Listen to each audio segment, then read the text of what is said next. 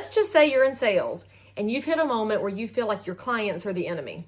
That happens when there is a disconnect in communication, which results from a disconnect in understanding what the desired outcome actually is. How do you get this fixed though? Well, let's go back to the beginning. Where did you start the client-person relationship? Did you start it with an assumption that you were going to be selected? Did you start it with an assumption of what they need? Did you start it with assumptions about the economy or the marketplace? Yeah, you probably did, because that's how normal humans behave. And the longer you've been in your professional field, the more likely you are to make a whole bunch of assumptions. I know that after 25 years in real estate, I make a lot of assumptions because I know everything, except that I don't.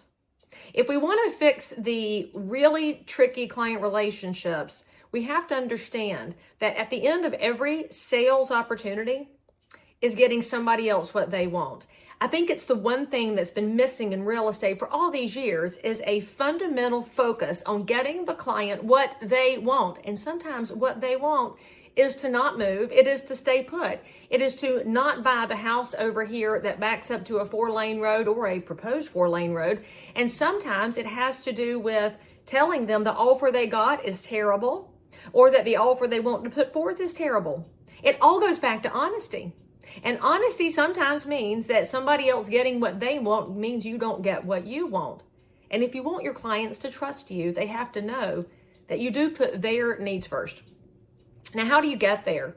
Well, in that first client consultation, in real estate, we talk about how it's going to work. We talk about the process. We talk about our state laws with agency and all of the hard and tricky things.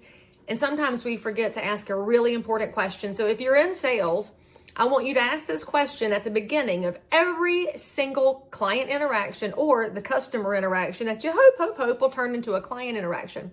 You ready? Get your reading glasses. Get your ink pen. Do I have your permission to tell you the truth? Very simple question. It all goes back to permission-based marketing, what Seth Godin has talked about for years. If you haven't read his books, highly recommend it. And it's something my dad taught me when I first got into real estate. And actually, he told me this when I was working in sales for Husqvarna. Ask the other side. Do I have your permission to tell you the truth? You also have to shut up after you ask that question. That's a different skill for a different day. But I want you to remember that when they give you permission, because they will. And by the way, if anybody says, no, you don't have permission to tell me the truth, you should walk away, wash your hands right then, because that's never going to work out if you don't have permission to tell the truth. So now once they've said, yes, you can tell me the truth, what I'm going to be able to do later is say, your house is wonderful. And we have an opportunity to improve it if we pull the wallpaper and paint it. We have an opportunity to present this in a better way if we do X, Y, and Z. With that buyer, you can say, yes, I'm glad you like this house. And if we make an offer of X, Y, or Z, I can defend that with market data. And if we make an offer that's lower than that, it's harder for me to defend it. However, there are possible outcomes. When you start talking to people about the possible outcomes of if this, then that, just like they do in coding world, or plan A versus plan B, or the classic Ben Franklin pros versus cons list, you'll find you have a different relationship and it won't be so contentious. You'll also have this super duper advantage later on.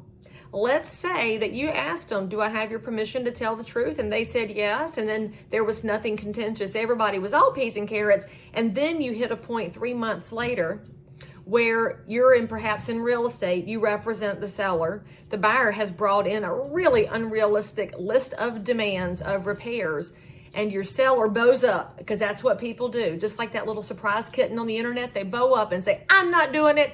It's a used house. They can take it or leave it. Your job then becomes the person that says, do I have your permission to tell you the truth? Well, you told me 3 months ago that I did. May I tell you the truth now? You're going to ask it again. You're going to reiterate that you want to be truthful in this. You are not being combative, but you're being truthful. And they'll say, yes. And then you can say, look, we have a couple of options. If we say no, they can walk away. Then we go back to square one. Here's what that looks like in possibilities. If they you say yes, then the buyer can be happy and we can move on, and here's the total cost, and then you can present the outcomes. I have found that our ability to get people to pull back and look at possible outcomes has everything to do with the initial approach. So if you want to have better client relationships, go back to square one. For the record, if you have a client relationship right now that's gotten combative, you can still take it back to square one. Have a meeting with them and say, do I have your permission to tell you the truth? Tell them what's happening in the market. Maybe the market doesn't look like you expected. Maybe the buyer's reaction wasn't what you expected. When they say you can tell them the truth, you can say those very things. The economy's not what we expected. The market is different, and the buyer is behaving differently. It will change your relationships, and it'll change all of your outcomes. Bonus alert, you won't have as much of an ulcer in dealing with difficult clients. For more things that you'd like answered, leave me a little note below. Hit the bell, and I'll see you next time.